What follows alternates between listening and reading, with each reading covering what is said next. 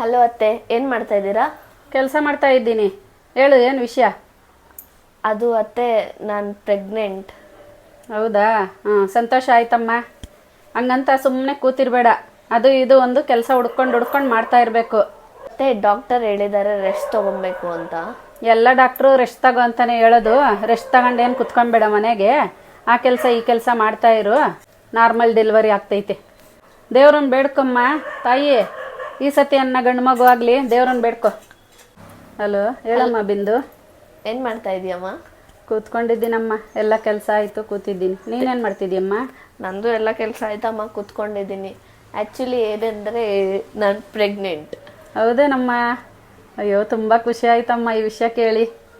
ಆರಾಮಾಗಿ ರೆಸ್ಟ್ ತಗೊಳಮ್ಮ, ಜಾಸ್ತಿ ಕೆಲಸ ಮಾಡೋಕ್ಕೆ ಹೋಗ್ಬೇಡ. ನೋಡಮ್ಮ, ಗಂಡು ಮಗು ಆಗಲಿ ಹೆಣ್ಣು ಮಗು ಆಗಲಿ ಆರಾಮಾಗಿರು, ಖುಷಿಯಾಗಿರು. ಯಾವುದನ್ನ ಆಗಲಿ, ನೀನು ಮಗು ಇಬ್ಬರು ಆರೋಗ್ಯವಾಗಿರಬೇಕು.